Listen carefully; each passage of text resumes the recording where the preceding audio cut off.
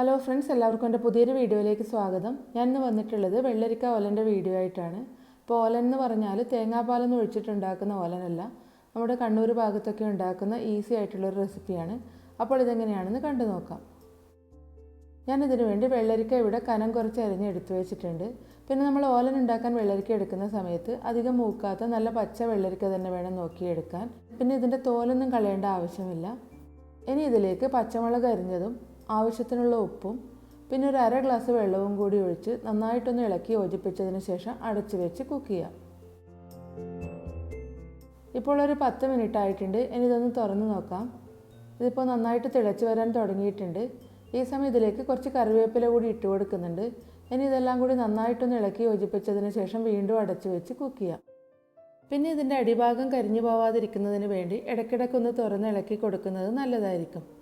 ഇപ്പോൾ വെള്ളരിക്കയൊക്കെ നല്ല പാകത്തിന് വെന്ത് വന്നിട്ടുണ്ട്. ഇനി ഇതിലേക്ക് കുറച്ച് ചിരവിയ തേങ്ങ കൂടി ചേർത്ത് നന്നായിട്ടൊന്ന് മിക്സ് ചെയ്ത് യോജിപ്പിച്ച് കൊടുക്കാം. പിന്നെ ഇത് തുറന്ന് വെച്ച് ഇതിൽ വെള്ളം കുറച്ചൊന്ന് വറ്റിച്ചെടുക്കാം. ഇത് തോരനൊക്കെ പോലെ ഒരുപാട് ഡ്രൈ ആക്കി എടുക്കേണ്ട ആവശ്യമൊന്നുമില്ല. ഓലെന്ന് പറഞ്ഞാൽ കുറച്ച് വെള്ളപ്പറ്റോട് കൂടിയാണ് ഉണ്ടാവുക.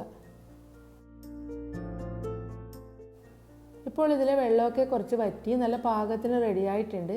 ഈ സമയത്ത് അടുപ്പത്ത് നിന്ന് മാറ്റി വെക്കാം. ഇനി ഒരു ചീനച്ചട്ടിയിൽ കുറച്ച് വെളിച്ചെണ്ണ ഒഴിച്ച് ചൂടാകുമ്പോൾ അതിലേക്ക് കടുക് ഇട്ട് കൊടുക്കാം.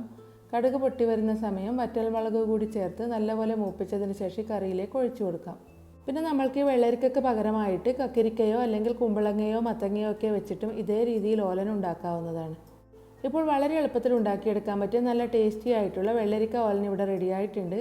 അപ്പോൾ നിങ്ങൾക്ക് എല്ലാവർക്കും എൻ്റെ ഇന്നത്തെ വീഡിയോ ഇഷ്ടമായെന്ന് വിചാരിക്കുന്നു. എല്ലാവരും ഇത് വീട്ടിൽ ഉണ്ടാക്കി നോക്കണം, അഭിപ്രായം പറയണം. എൻ്റെ വീഡിയോ ഇഷ്ടമായെങ്കിൽ ലൈക്ക് ചെയ്യാനും നിങ്ങളുടെ ഫ്രണ്ട്സും ഫാമിലിയൊക്കെയായി വീഡിയോ ഷെയർ ചെയ്യാനും മറക്കരുത്. അപ്പോൾ അടുത്ത വീഡിയോ ആയിട്ട് കാണാം.